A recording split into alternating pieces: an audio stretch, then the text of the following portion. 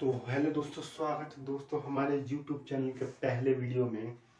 दोस्तों आज हम आपको यहाँ पे फिजिक्स का चैप्टर 1 जो है इलेक्ट्रिसिटी, भैया इलेक्ट्रिसिटी बहुत ही मतलब कॉम्प्लेक्स चैप्टर है, लेकिन आज हम आपको उसी कॉम्प्लेक्स चैप्टर को एकदम इजी वे में, कहते हैं इजी तरीके से आपको करवाएंगे। फुल नोट्स होगा, पूरा नोट्स करवाऊंगा मैं, मतलब बढ़िया जो बोर्ड में आएंगे, पूरा बोर्ड में आएंगे वो करवाऊंगा। उसके बाद मैं आपको क्वेश्चन करवाऊंगा जो बोर्ड में आने हैं, और जरूर नहीं आएंगे वो। बहुत मतलब आप जब एग्जाम देने जाओगे आप देखो कि हाँ भाई इसका सिंगल क्वेश्चन ये आया था जो मैंने करवाया था, जो मैं अभी करवाऊंगा वो क्वेश्चन, उसके सिंगल क्वेश्चन आएंगे यहाँ पे। ठीक है, तो पहले नोट शुरू करते हैं यहाँ पे। तो पहले भाई इलेक्ट्रिसिटी का डेफिनेशन क्या होता है वो समझ लेते हैं। इसका जो डेफिनेशन है ये है क्या, ये है it is an important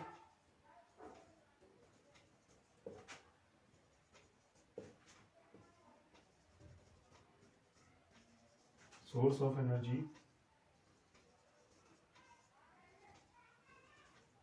used in वगैरह वगैरह। ठीक है, यह है कि ये एक एनर्जी है, मतलब कहते हैं ना एक एनर्जी। अब क्या भाई, मतलब जितने भी एनर्जी अब खत्म नहीं होता, एक में दूसरे में कन्वर्ट होता जाता है। बल्ब में एनर्जी है भैया, जो मतलब जितने भी एनर्जी टाइप के होते हैं, सूरज में एनर्जी है, हीट एनर्जी है, थर्मल एनर्जी, बहुत टाइप के एनर्जी होते हैं। वैसे ही ये क्या इलेक्ट्रिसिटी एक सोर्स ऑफ एनर्जी है, एक एनर्जी है जो होम में, ट्रांसपोर्ट में, इंडस्ट्री में यूज होता है।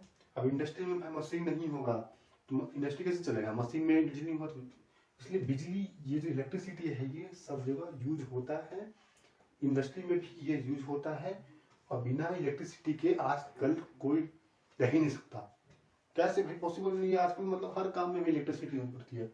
अब घर में वही गर्मी का मौसम है, पंखा चलाओगे तभी तो रह पाओगे, रात में सो पाओगे। नहीं तो भाई रात में मच्छर काटेगा तो सो पाओगे, हाँ नहीं सो पाओगे ना। वही मशीन है, गाड़ी है भाई, आजकल तो इलेक्ट्रिक कार आ गया है, इलेक्ट्रिक बाइक वगैरह वगैरह आ गया है, इलेक्ट्रिक स्कूटी आ गया है आजकल तो इंडस्ट्री, मशीन बिना मशीन के नहीं चल सकता, तो उसमें इलेक्ट्रिसिटी का यूज होता है। इलेक्ट्रिसिटी तो भाई हर जगह यूज होता है आजकल, हर जगह, everything the people use electricity आजकल के टाइम में। और चलते हैं अगले यहाँ पे टॉपिक पे। अगला जो टॉपिक है हमारा वो है यहाँ पे चार्ज। ये मतलब अब इसके हम बिल्कुल छोटे छोटे पार्टिकल्स के बारे में पढ़ेंगे, ये कैसे प्रोड्यूस होता है, क्या क्या इसके यूनिट है, क्या है इसका, जितने फंडामेंटल है सब पढ़ेंगे, टेंशन मत लो, सब बताऊंगा, क्वेश्चन भी करवाऊंगा, बहुत मजा आना। अगला जो हमारा टॉपिक है वो है चार्ज। चार्ज क्या होता है, मैं सिंपल डेफिनेशन दिखाता हूं कि it is a particle from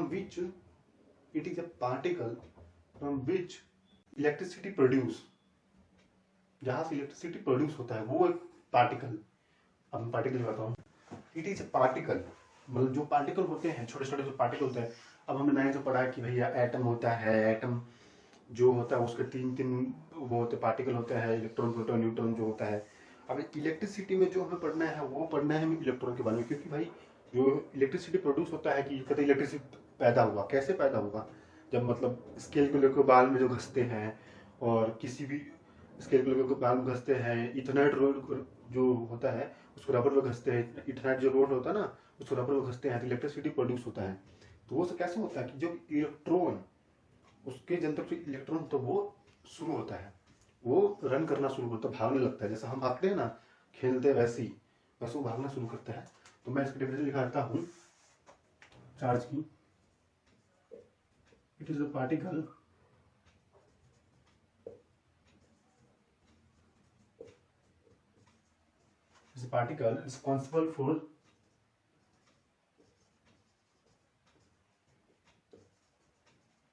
responsible for producing of electricity.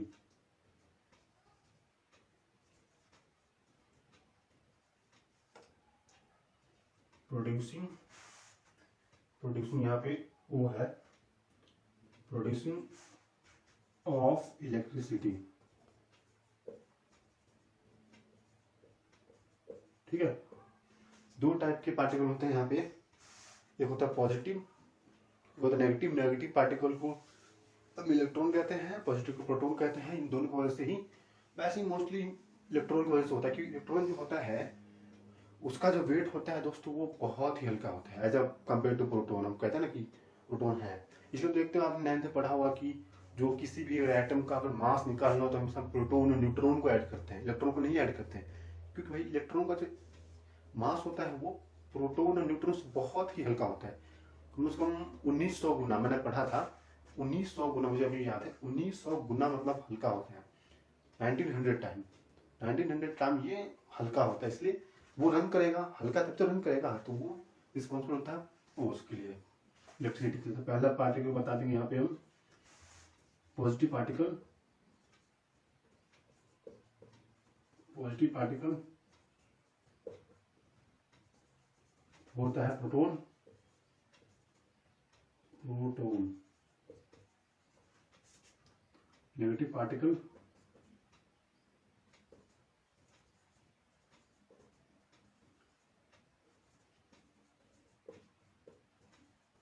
होता है इलेक्ट्रॉन। आप सबको पता ही होगा। चलिए ठीक है, अब देखिए यहाँ पे ये नोट कर लिया आपने, धीरे से नोट कर लीजिए, ये बहुत ही इंपॉर्टेंट है। अगर आपने इसको पढ़ लिया तो मतलब आपका दिमाग में आ जाएगा भैया इलेक्ट्रिसिटी है, इलेक्ट्रिसिटी है, ये सोर्स ऑफ एनर्जी है, फलाना फलाना जगह यूज होता है, होम ट्रांसपोर्ट इंडस्ट्री में यूज होता है, बिना इससे कोई काम नहीं हो सकता। चार्ज है तो क्या, इसकी वजह से इलेक्ट्रिसिटी प्रोड्यूस होता है। दो टाइप का चार्ज है, नेगेटिव पॉजिटिव, प्रोटॉन न्यूट्रॉन। और इसका अब मैं चार्ज का ऐसा यूनिट भी निकाल लेता हूँ, चार्ज का ऐसा unit, SI unit of charge coulomb, जैसे C से डिनोट करते हैं।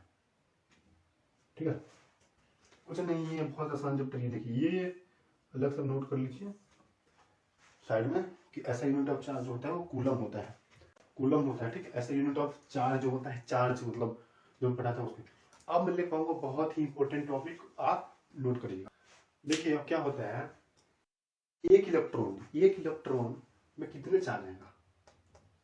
आप मतलब सोच रहे होंगे कि हाँ भैया कि भैया एक इलेक्ट्रॉन में और एक प्रोटॉन में कितने चार्ज आएगा, मैं बताता हूँ आपको। चलिए नोट कीजिए। एक इलेक्ट्रॉन में एक इलेक्ट्रॉन या फिर एक प्रोटॉन ले लो, दोनों में जो चार्ज आता है, इसमें नेगेटिव वाला चार्ज आता है, नेगेटिव चार्ज आता है इसमें कितना 1.67 इंटू 10⁻⁻19 कूलम। इसमें लेकिन पॉजिटिव वाला आता है 1.67 इंटू -10⁻19 कूलम। एक इलेक्ट्रॉन रन करना शुरू कर दिया, तो जैसे एक इलेक्ट्रॉन रन करना शुरू कर देगा, इतना चार्ज जो होता है, इतना जो कूलम चार्ज है, मतलब इतना चार्ज वहां पे इलेक्ट्रिसिटी प्रोड्यूस हो गया। मतलब कहते हैं ना कि इतना चार्ज वहां पे शुरू हो गया। अब जैसे चार्ज फ्लो करेगा तो करंट हो जाएगा शुरू, इतना ऐसे एक इलेक्ट्रॉन भागना शुरू कर दिया, तो भाई इतना चार्ज यहाँ पे प्रोड्यूस होना क्या मतलब। अब मैं यहाँ पहले आप इसको जल्दी से नोट कर लीजिए, वीडियो पॉज करके जल्दी से इसे नोट कर लीजिए, तो मैं आगे करवाऊंगा। यहाँ पे कर लिया, ठीक है, चलिए आगे चलते हैं।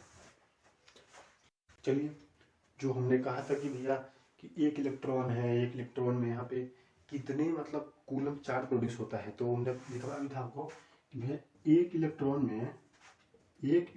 में या प्रोटॉन जो भी लो आप, उसमें नेगेटिव वाला क्योंकि नेगेटिव चार्ज होता है 1.67 इंटू 10⁻⁻19 कूलम चार्ज प्रोड्यूस होता है। ठीक है, अब मेरे पास एक क्वेश्चन आ गया, चलो बोर्ड में क्वेश्चन आ गया कि एक कूलम में कितने इलेक्ट्रॉन होंगे। अब देखो, दिमाग लगाओ भैया, इतने कूलम चार्ज, देखिए एक इलेक्ट्रॉन भागा तो इतने कूलम चार्ज हुआ। अब मुझे एक कूलम चार्ज चाहिए, मतलब इससे भी ज्यादा, उसके लिए मुझे कितने इलेक्ट्रॉन के दौड़ने की जरूरत पड़ेगी, समझ लो ना आप। मतलब आपने प्रोपोर्शनल पढ़ा ही होगा 8, 9, 10 में, जो ये इतने कूलम था। तो मैं इसको आप करता हूँ, देखिए इसका मैं आप न्यूमेरिकल करता हूँ। क्वेश्चन पर लिखा देता हूँ दोस्तों आपको। क्वेश्चन यहाँ पे है, वन लिखो ना। How many electron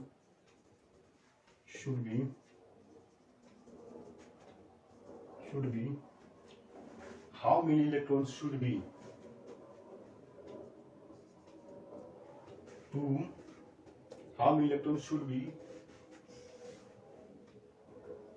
to run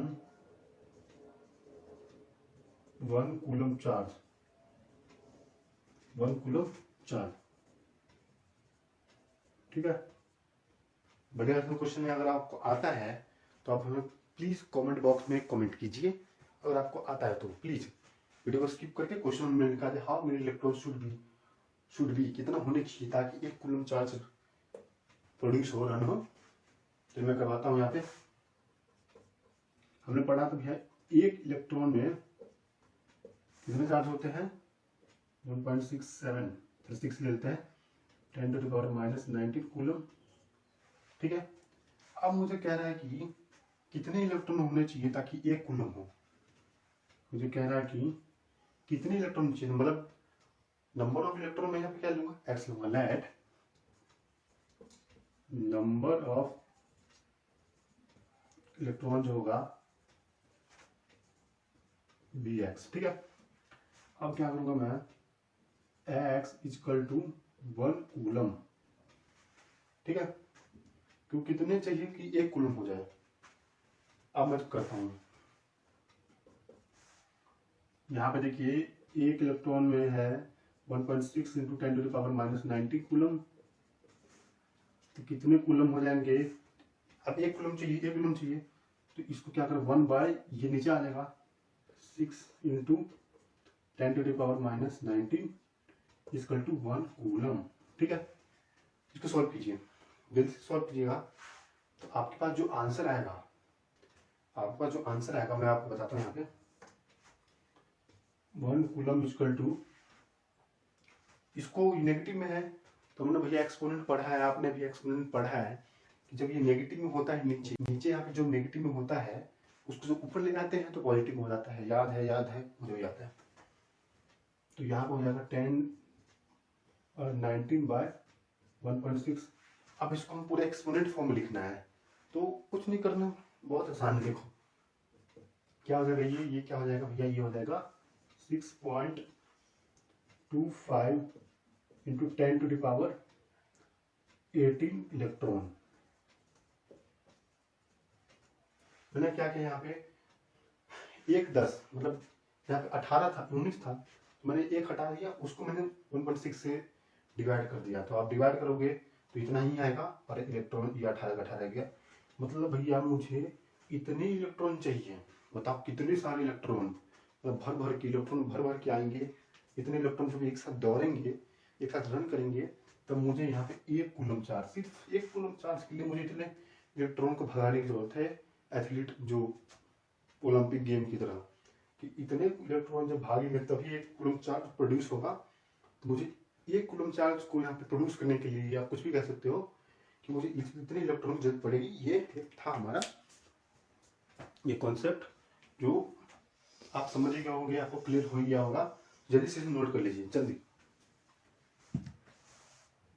से नोट कर लीजिए। तो चलिए दोस्तों, हमारा अगला जो टॉपिक है वो है कंडक्टर और इंसुलेटर। जो अगला जो टॉपिक है हमारा दोस्तों वो है कंडक्टर और इंसुलेटर। 5वीं से पढ़ाते भाई, 5th क्लास से आपको पढ़ाया गया होगा कि कंडक्टर और इंसुलेटर होता क्या है। हम बताते हैं कि हाँ, जो हीट वो कर लेता है वो कंडक्टर, जो हीट कंडक्ट नहीं कर पाता इंसुलेटर, जो इलेक्ट्रिसिटी कंडक्ट कर लेता है वो कंडक्टर नहीं कर पाता इंसुलेटर। उसका मैं आपको प्रूफ दिखाता हूँ कि ऐसा क्यों है। एज इलेक्ट्रिसिटी टॉपिक यहाँ पे हम बताएंगे कि मतलब एज ए कंडक्टर वो इलेक्ट्रिसिटी क्यों कंडक्ट करता है, एज ए इंसुलेटर वो क्यों नहीं कर पाता है। तो ये बताता है आपको कंडक्टर और इंसुलेटर। तो भैया कंडक्टर और इंसुलेटर अब मैं बताता हूँ क्या है। इसका क्या होता है, जो कंडक्टर है, अब मैं एक मेटल लेना था, जो मैं मेटल आयरन लेता हूँ, चलिए आयरन लेता हूँ। मैं उसके एक एटम का एक स्ट्रक्चर बनाऊंगा। अब आयरन का आपको पता है, आयरन है, कॉपर है, ये सब है। तो मैं एल्यूमिनियम ले लेता हूँ, उसका एटॉमिक नंबर क्या होता है? Sodium, magnesium, aluminium 13। Atomic number उसका क्या होता है? 13 होता है। तो चलिए एल्यूमिनियम लेता है, एल्यूमिनियम इसका जो एटॉमिक नंबर होता है, एटॉमिक नंबर जो होता है उसका एटॉमिक नंबर 13, मतलब उतने ही इलेक्ट्रॉन है, उतना ही। इसका मैं स्ट्रक्चर बनाता हूँ यहाँ पे, जो इसका स्ट्रक्चरल फॉर्मूला है वो बनाता हूँ आपको। ये हमारा न्यूक्लियस, यहाँ पे है हमारे प्रोटॉन और प्रोटॉन और न्यूट्रॉन भाई साहब। यहाँ पे हमारे प्रोटॉन और न्यूट्रॉन भाई साहब, ठीक है। अब क्या होता है, इसके अराउंड है यहाँ पे इलेक्ट्रॉन का। अब 13 है तो पहले वाले सेल में क्या आ जाएगा? पहले सेल में 2 आता है, के सेल जो होता है उसके लिए 2 पता होगा यार, 9 तो पढ़ा नहीं क्या? के एल एम, इसमें 2 होता है भैया, इसमें 8 आता है, इसमें भी 8 आता है, ऐसे चलता रहता है। 8 फिर 18 जितना भी है उसके अनुसार के एल एम। अब यहाँ पे 2 इलेक्ट्रॉन यहाँ पे वो कर देंगे, 2 इलेक्ट्रॉन रहेगा यहाँ पे, एक इलेक्ट्रॉन यहाँ पे लिख देता हूँ मैं, दूसरा यहाँ बना देता हूँ, ठीक है। 2 हो गए, 13 में से 2 गए तो 13 में 2 गए तो क्या 11। अगला एक बना लेंगे यहाँ पे, 1 2 3 4 5 6 7 8, 1 2 3 4 5 6 7 8, 8 इलेक्ट्रॉन हो गए। अब 8 2 10, 8 2 10 हो गए। अब मुझे चाहिए कितने? अब मुझे चाहिए यहाँ पे 3 इलेक्ट्रॉन और चाहिए, तो अगले वाले में 3 और बना लूंगा।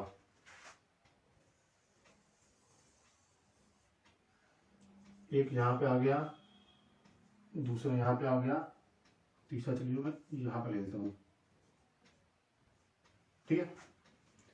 अब हमें पता है भैया, अब क्या होता है देखिए दोस्तों, कि जो इसके जो एटम होते हैं, अभी मैंने मेटल का एग्जाम्पल लिया है, तो जितने भी कंडक्टर होते हैं दोस्तों, जो मतलब इलेक्ट्रिसिटी कंडक्ट करे, वो क्या होता है एक्चुअली ज़्यादातर मेटल ही होते हैं। तो उसका क्या होता है भैया, इसका जो मैं आपको बताया, तो मैं केमिस्ट्री नहीं पढ़ाऊंगा आपको, यहाँ पे फिजिक्स का बनाता हूँ।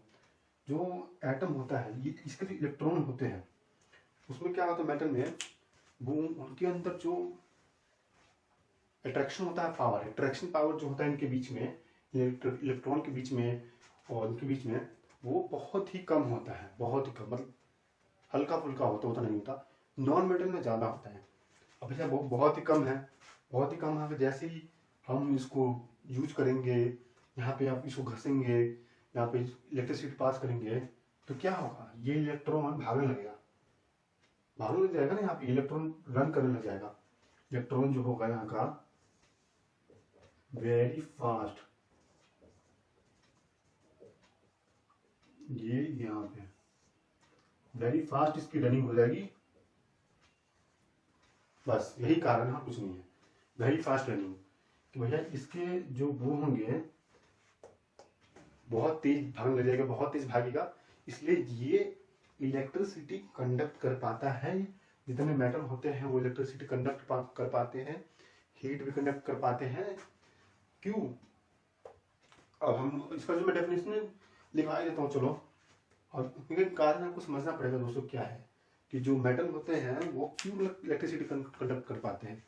यही कारण है कि जो अगर उसके जो इलेक्ट्रॉन होते हैं, उनके अंदर जो वो होता है अट्रैक्शन पावर, कि जो बॉन्ड होते हैं, बॉन्ड, उनके अंदर जो बॉन्ड बना होता है वो बहुत कमजोर होता है, जिसकी वजह से वो इजिली फ्री हो सकता है, फ्री टू मूव, जिसे फ्री इलेक्ट्रॉन कहते हैं। इन्हीं इलेक्ट्रॉन को एक और नाम दिया गया है फ्री इलेक्ट्रॉन्स। बात खत्म कि ये फ्री इलेक्ट्रॉन है, ये घूम भी सकते हैं, कहीं भी घूम सकते हैं, जैसे ही घूमना शुरू करेंगे वैसे इलेक्ट्रिसिटी प्रोड्यूस करेंगे। जैसे दोस्तों मैं जैसे बता रहा था कि भाई ये क्या है, फ्री इलेक्ट्रॉन है। मतलब यहाँ पे देखिए वेरी फास्ट रनिंग। भैया इलेक्ट्रॉन जो होंगे, इलेक्ट्रॉन ये के इलेक्ट्रॉन है वो बहुत तेज दौड़ेंगे। उसके बाद इन्हीं इलेक्ट्रॉन को फ्री इलेक्ट्रॉन कहा जाता है। देखिए क्या होता है, जो मेटल होता है, मेटल उनके अंदर जो एटम होता है वो उनके अंदर जो पावर अट्रैक्शन जैसे मैग्नेट होता है कैसे अट्रैक्ट कर लेता है वो बहुत कम होता है। तो जैसे घसते हैं कोई चीज़ को तो वो भागना शुरू कर देता है, इलेक्ट्रिसिटी प्रोड्यूस होता है। इसलिए मेटल जब भी दिमाग में आएगा, हाँ भैया, हाँ मेटल जब भी आएगा तो समझ जाना वहाँ इलेक्ट्रिसिटी आ जाएगा। मेटल में जब भी वो करोगे जल्दी इलेक्ट्रिसिटी आ जाएगा, नॉर्मल मेटल में नहीं आएगा। यही कारण है क्योंकि इसके अंदर होते हैं फ्री इलेक्ट्रॉन मेटल के अंदर, तो वो रन कर पाते हैं, तभी वो इलेक्ट्रिसिटी कंडक्ट कर पाते हैं। तो भाई ये हमने पढ़ लिया फ्री इलेक्ट्रॉन। यहाँ टॉपिक डाल देता हूँ, सॉरी मैं भूल गया था। कंडक्टर कंडक्टर्स,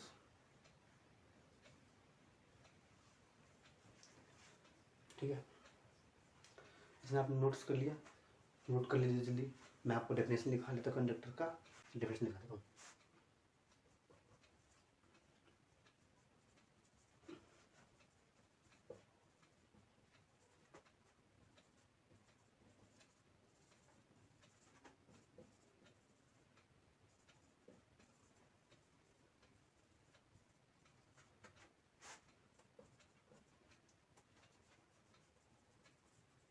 देन सेल्फ आएगा, देन तो पास करंट थ्रू देम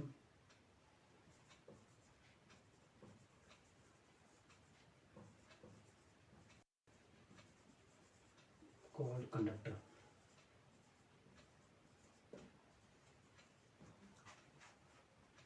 देखिए दोस्तों एग्जाम्पल सिंपल है, यहाँ पे एग्जाम्पल कुछ है ही नहीं। जो सामान इलेक्ट्रिसिटी कंडक्ट करता है कि भैया आओ इलेक्ट्रिसिटी कंडक्ट करो, इलेक्ट्रिसिटी पास करने देता है खुद को, उन्हें हम कंडक्टर कहते हैं। सिंपल डेफिनेशन है, ज़्यादा कुछ सोचना ही नहीं है। सिंपल डेफिनेशन है, जल्दी नोट कर लीजिए, जल्दी वीडियो पॉज कर नोट कर लीजिए इसे। मैं फिर आगे इंसुलेटर का करवाऊँगा दोस्तों। तो मन के कुछ है भैया, कुछ है ही नहीं ना भैया। क्यों कंडक्टर क्या, जितने मेटल, मैं उसके एग्जांपल लिखा देता हूँ। क्योंकि इनके अंदर जो एटम होते हैं वो फ्री इलेक्ट्रॉन होते हैं, उनके अंदर फ्री इलेक्ट्रॉन होते हैं, वो तेज़ी से रन करते हैं, इसलिए हर मेटल में जल्दी इलेक्ट्रिसिटी आ जाता है, नॉन मेटल में नहीं आता। मैं अभी यहाँ पे इंसुलेटर इसका एग्जांपल देता हूँ। चलिए दोस्तों यहाँ पे हम आपको एग्जांपल दिखाएंगे। एग्जांपल कंडक्टर का एग्जांपल होगा कि भैया कंडक्टर का जो एग्जांपल है वो क्या क्या है, मैं लिखा देता हूँ।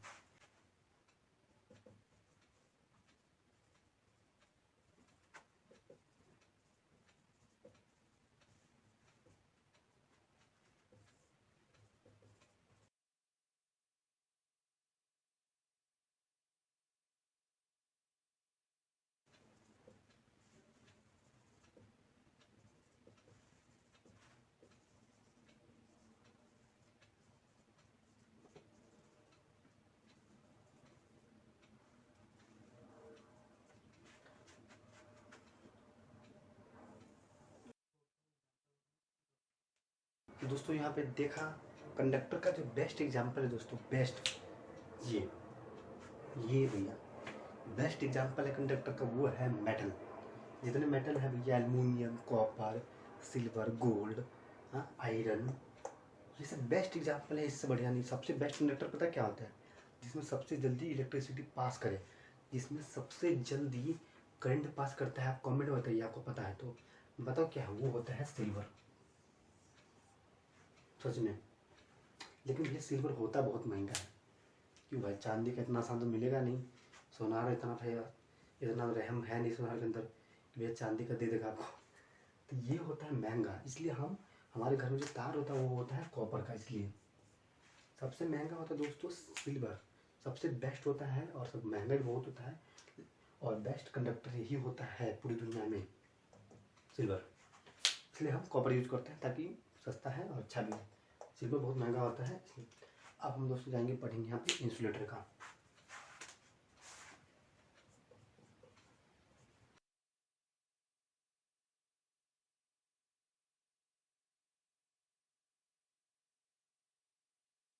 तो दोस्तों यहाँ पे मैं आपको इंसुलेटर का पहले आपको डेफिनेशन लिखा देता हूँ। उसके बाद मैं यहाँ पे किसी भी एलिमेंट का यहाँ पे नॉन मेटल का यहाँ पे एग्जाम्पल लूँगा, उसका एटॉमिक स्ट्रक्चर बनाऊँगा और बताऊँगा कि आखिर वो इलेक्ट्रिसिटी क्यों नहीं कंडक्ट कर पाता है। ये बताता हूँ। पहले आप डेफिनेशन लिख लीजिए।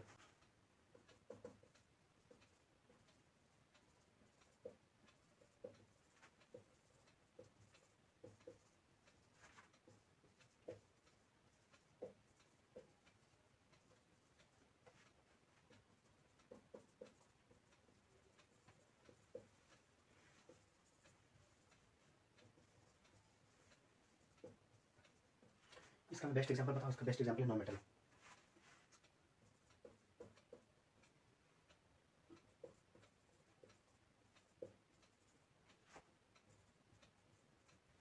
नॉन मेटल जैसे ऑक्सीजन का हो गया यहाँ पे, और भैया ऑक्सीजन का हो गया, कार्बन का हो गया, फॉस्फोरस हो गया। जैसे फॉस्फोरस हो गया, ऑक्सीजन हो गया, ऑक्सीजन हो गया। उसके बाद आप कोई भी एग्जांपल ले सकते हो। जैसे कार्बन हो गया, कार्बन ले लो, इसको क्या नॉन मेटल ही तो है। लेकिन देखिए आप क्या आता है, इसके अलावा अब ये मेटल नॉन मेटल हो गया, इसके अलावा प्लास्टिक ले लिया आपने। क्या प्लास्टिक से पास होता है करंट? नहीं होता है। प्लास्टिक हो गया, ये पहला एग्जांपल हो गया यहाँ पे, ये दूसरा एग्जांपल हो गया।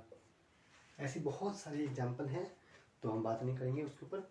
लेकिन आप समझ लीजिए कि भाई ये है क्यों, कि भाई ये सब है, इसमें इलेक्ट्रिसिटी पास नहीं हो सकता होता। प्लास्टिक में कभी सोचा प्लास्टिक से पास होता है? नहीं। Rubber band best example.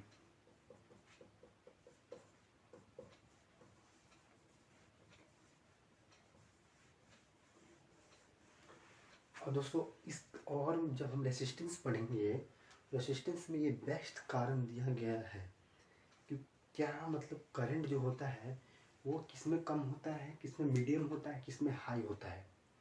क्यों? आप पढ़ोगे रेसिस्टेंस में, जब मैं रेसिस्टेंस वाला हमारा जब वीडियो आएगा हमारा, तो उसमें आप पूरा देखिएगा।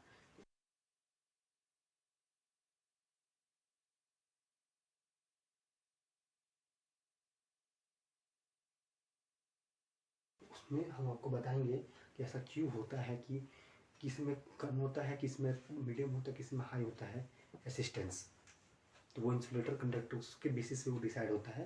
फिर देखिएगा, पहले ये देख लीजिए non metal, non sorry insulator है कि भैया वो है, इसके एग्जांपल है। डेफिनेशन देख लिया, एग्जांपल देख लीजिए। जो भी नॉन मेटल सब जो होता है, यहाँ पे फॉस्फोरस हो गया, वो वगैरह वगैरह। ये प्लास्टिक में कभी सोचा है करंट पास होता? नहीं होता भैया। रबर बैंड बेस्ड की भैया कोई इलेक्ट्रिशियन आया, वो क्यों मतलब जो जो इलेक्ट्रिसिटी वाला काम है क्यों हमेशा रबर बैंड पे लेके करता है? क्योंकि उसको पता है भैया ऐसे छूने जाएंगे तो करंट मारेंगे तो पहुंच जाएंगे भगवान के पास, तो काहे वो रिस्क लेगा। तो ये रबर बैंड इसलिए पहनते वो। अब मैं आपको एटॉमिक स्ट्रक्चर बताऊंगा यहाँ पे। चलिए दोस्तों, यहाँ पे हम एटॉमिक स्ट्रक्चर बनाएंगे। यहाँ पे कोई भी एक नॉन मेटल का, नॉन मेटल मतलब जो इलेक्ट्रिसिटी पास करने नहीं देता, उसका मैं बेस्ट कारण बताऊंगा। आप देखते रहिए वीडियो, और मतलब बेस्ट कारण बताऊंगा कि भैया इलेक्ट्रिसिटी पास करने क्यों नहीं देता है। कंडक्टर में कर लेता था पास, इंसुलेटर में नहीं कर पाता। बेस्ट कारण यही है, बेस्ट रीजन।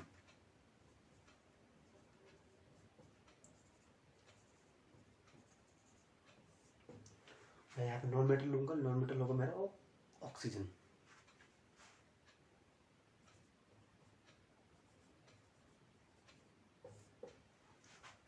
ऑक्सीजन है, और इसका मैं पहले एटॉमिक स्ट्रक्चर बताऊंगा। इसका एटॉमिक नंबर क्या होता है, कमेंट करना जरूर। क्या एटॉमिक नंबर है? ये 8। याद रखा करो, ये सब बहुत जरूरी है। इसका एटॉमिक नंबर होता है यहाँ पे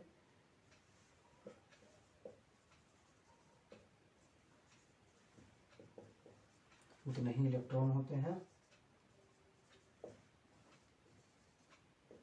उतने ही प्रोटॉन होते हैं। ठीक है, तो इलेक्ट्रॉन होते हैं उतने ही प्रोटॉन होते हैं, और एटॉमिक नंबर होता है इसका 8। अब चलिए दोस्तों, यहाँ पे है, अब एक चीज़ समझ लेते हैं। पहले इसका डायग्राम बना लेते हैं, एटॉमिक स्ट्रक्चर का इसका डायग्राम बना लेते हैं। उससे समझेंगे कि भाई इलेक्ट्रिसिटी पास क्यों नहीं करने देता कोई भी नॉन मेटल है। ये प्लास्टिक वगैरह में भी यही होता है ना। यहाँ तो भैया न्यूट्रॉन भाई सब रहते हैं, प्रोटॉन भाई सब रहते हैं। ये हमारा के शेल है, इसमें तो पहले 2 इलेक्ट्रॉन आ जाएंगे। 2 इलेक्ट्रॉन मैं कहीं बना लूँगा। ये मेरा एल सेल, इसमें 6 इलेक्ट्रॉन बनाऊंगा। भाई मैंने तो पढ़ा है ना, पहले सेल में 2 इलेक्ट्रॉन, दूसरे सेल में 8 इलेक्ट्रॉन, लेकिन मेरे पास ऑलरेडी 8 ही पहले से, तो 2 यहाँ यूज हो गए तो बचे कितने, 6। तो दूसरे में 8 की जगह 8 नहीं पूरे हो पाएंगे तो 6 होगा, तभी तो उसका वैलेंसी 2 होगा कि भाई उतना उसको 2 और मिलेंगे, वो बाहर से गेन करेगा, बाहर से वो 2 इलेक्ट्रॉन गेन करेगा तभी तो वो होगा, तभी तो उसका वैलेंसी 2 होता है ऑक्सीजन का। तो यहाँ पे मैंने 6 इलेक्ट्रॉन और इसमें बना लेंगे। 1 2 3 4 5 6।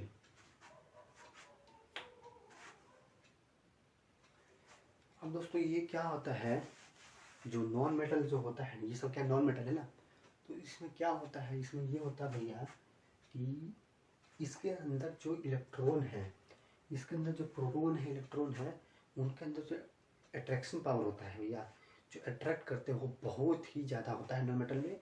यही कारण है कि इनमें इलेक्ट्रॉन होते हैं डजेंट हैव, मैं यहाँ पर लिख देता हूँ, इट डजेंट हैव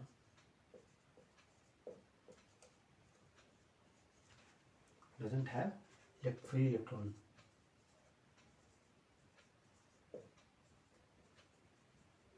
भाई फ्री इलेक्ट्रॉन नहीं है तो इलेक्ट्रॉन मूव नहीं करेगा, रन नहीं करेगा, तो करंट पास नहीं करने देगा। बस समझ गए भाई, क्यों नॉन मेटल क्यों है, क्योंकि भैया उसके अंदर जो बॉन्ड है, उनके जो अंदर अट्रैक्शन है वो बहुत स्ट्रॉन्ग है। वहाँ पर क्या वीक था, यहाँ पे क्या है, अट्रैक्शन क्या है,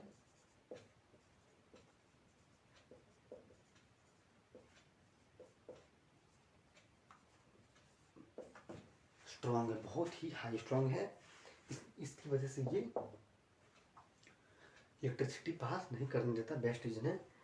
इसमें क्या है भैया, देखो 6 इलेक्ट्रॉन है, देखो इलेक्ट्रॉन सब है, ये सब क्या है, मूव नहीं करते। इनके अंदर जो कहते हैं ना भैया, इनके अंदर जो अट्रैक्शन बहुत ज़्यादा होता है तो वो पास नहीं करने देता। 2 इलेक्ट्रॉन होगा, 6 इलेक्ट्रॉन होंगे। इलेक्ट्रॉन की बात कर रहा था, ये क्या होता है भैया, ये होता है, हमने नाइन में पढ़ा कि कोवेलेंट बॉन्ड और इलेक्ट्रोवैलेंसी, जो इलेक्ट्रोवैलेंसी एलिमेंट होते हैं कोवेलेंट से एलिमेंट होते हैं। कोवेलेंट जैसे कार्बन है, कार्बन क्या कोवेलेंट है, अपने इलेक्ट्रॉन शेयर करता है वो बॉन्ड बना वो करने के लिए। अब जो उसका इनेट गैस कॉन्फ़िगरेशन होता है उसको वो करने के लिए, पूरा करने के लिए, लेकिन ये भैया नहीं करते हैं, ये सीधा गेन करते हैं, लूज करते हैं। लेकिन यहाँ पे ये 2 इलेक्ट्रॉन गेन करेंगे, हाँ 2 इलेक्ट्रॉन गेन करेंगे तभी तो इसके 8 होंगे, तभी इसका जो वैलेंसी होगा 2 होगा। गेन करना लूज करना वही उसका वैलेंसी होता है। जैसे जैसे भी एल्युमिनियम है, एल्युमिनियम क्या है, जैसे ज़्यादातर जो मेटल होता है वो लूज करता है और नॉन मेटल गेन करता है। एल्युमिनियम का 13 है, तो 13 है तो 2 पहले सेल में हो गया, 8 दूसरे सेल में, 10 हो गया, 13, 3 रह गया, तो 3 क्या करेगा वो, 3 क्या करेगा वो लूज कर देगा, तभी तो उसका वैलेंसी 3 होगा। वैसे इसका वैलेंसी 2 हो जाएगा, 2 ये गेन करेगा, बात खत्म। चलिए तो दोस्तों हमारा जो अगला टॉपिक है वो है पोटेंशियल डिफरेंस। क्या है हमारा अगला topic, potential difference.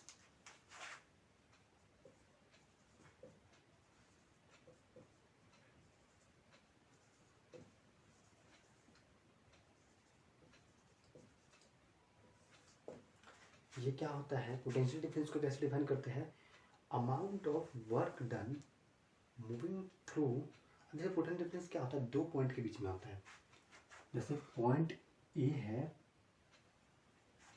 Point B है, एक वो एक सर्किट में ए से बी हमें पोटेंशियल डिफरेंस निकालना है, हमें बी निकालना है ए से बी तक। तो इसका एक तरीका होता है निकालने का,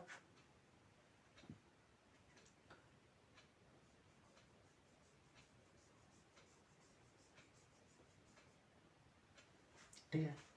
इसका निकालने का तरीका होता है कि भैया जितना वर्क डन इसमें हो रहा है, जितना work done, amount of work done happen between this 2 point, amount of work done happen between this point है डिवाइडेड बाय चार्ज, जितना चार्ज है।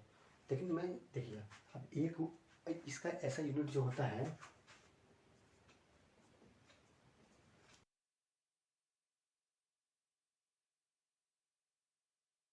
देखिए अब 1 वोल्ट के लिए क्या है, देखिए अब मैं एक सिंगल की बात करता हूँ।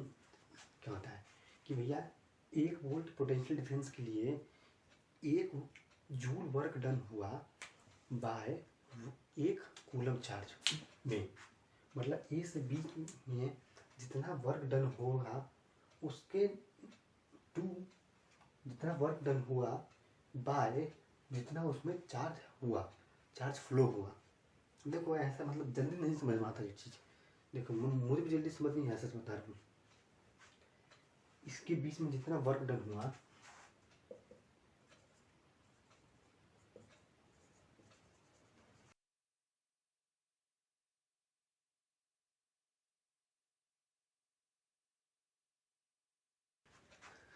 जितना इन दोनों के बीच में वर्क डन हुआ, वर्क डन पढ़ा भी है वो भी जो भी है, लेकिन छोटा छोटा है वहाँ पे वो फोर्स डिस्प्लेसमेंट वाला भी है, और जिसके अंदर वर्क डन है ये सब अलग है, वहाँ पे निकालने का अलग तरीका है। जितना फ्लो हुआ बाय जितना वर्क डन हुआ, जितना फ्लो हुआ, अब देखिए क्या है 1 वोल्ट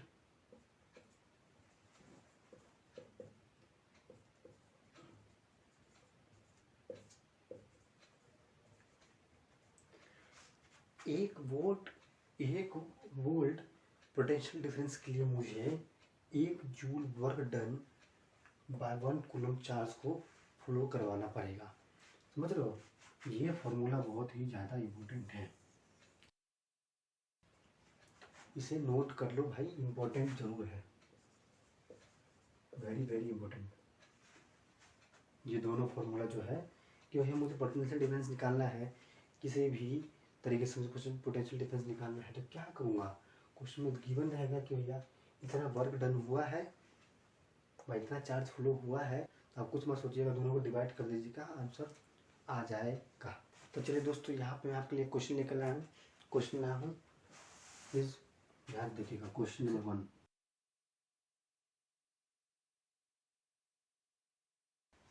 क्वेश्चन नंबर दोस्तों 1, क्वेश्चन नंबर 1 क्या है कि भैया हमसे वर्क डन पूछ रहा है, फाइंड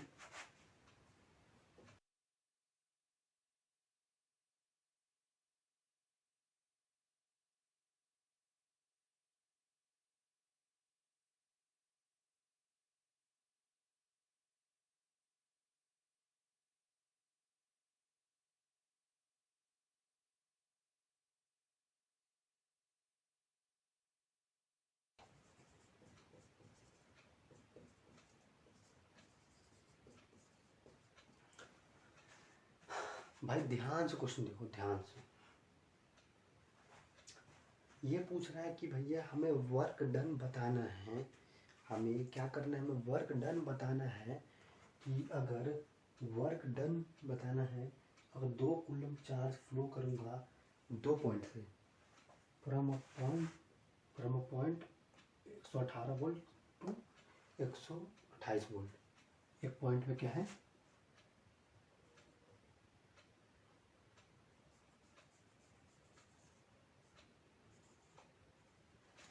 एक पे क्या है 118 वोल्ट, एक पे 128 वोल्ट, ए से बी तक 118 से 28 तक, इसमें यहाँ पे 2 कूलम चार्ज यहाँ पे फ्लो किया गया है, तो हमें वर्क डन पूछना है। फॉर्मूला याद है, हमें भी याद है, प्लीज करते हैं। क्या था भैया, पोटेंशियल डिफरेंस जो होता है तो क्या होता है, वर्क डन और चार्ज फ्लो। देखिए क्वेश्चन बहुत वो है, सिंपल है। अब देखिए इसमें दिमाग क्या लगाना है, अब हमें ये पोटेंशियल डिफरेंस दे दिया, ये पोटेंशियल दे दिया, अब हम पोटेंशियल डिफरेंस निकालेंगे।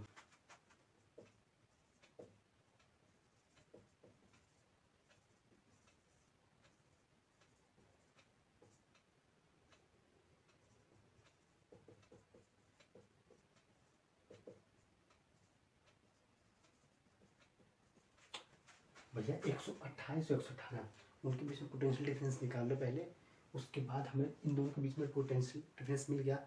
अब क्या निकालना भैया, हमें वर्क डन निकालना है, सिंपल है। देखो अब क्या करना, देखो जब मैं नीचे करता हूँ, हमें ये गिवन है, वर्क डन निकालना है, चार्ज दो फ्लो हो रहा है, कुछ है ही नहीं क्वेश्चन में। Work done equal to 10 into 2 equal to 20 joules. हमें 2 पॉइंट दिया गया था, हमें point A point B 2 point दिया गया था। एक पे पोटेंशियल इलेक्ट्रिक पोटेंशियल क्या था 118, एक पे था 128। अब कह रहे हैं उनके बीच में मैं 2 कूलम चार्ज फ्लो करवा रहा हूँ। समझो 2 कूलम चार्ज मतलब बहुत सारे इलेक्ट्रॉन मैं फ्लो करवा रहा हूँ, इतना इलेक्ट्रिक पोटेंशियल है, बता वर्क डन कितना हुआ। तो भैया मैं सिंपल निकाल लूँगा, इनके बीच में कितना पोटेंशियल डिफरेंस है वो निकाल लूँगा। उसके बाद मैं क्या करूँगा, मैं इलेक्ट्रिक ये पोटेंशियल डिफरेंस वाला फॉर्मूला लगा के वर्क डन निकाल लूँगा, बात खत्म। तो धन्यवाद दोस्तों, ये लेक्चर यहीं पे ख़त्म होता है। अगले लेक्चर में हम बात करेंगे यहाँ पे इलेक्ट्रिक करंट के बारे में और रेसिस्टेंस के बारे में, ओम्स लॉ के बारे में, और उसके ऊपर भी न्यूमेरिकल कराएंगे। और ये बेस्ट न्यूमेरिकल था यहाँ पे पोटेंशियल डिफरेंस के लिए, और बहुत बढ़िया सवाल था यहाँ पे, उसमें और भी न्यूमेरिकल कराएंगे और बोर्ड लेवल के भी न्यूमेरिकल करवाएंगे। तो मिलते हैं अगले वीडियो में। जय हिंद।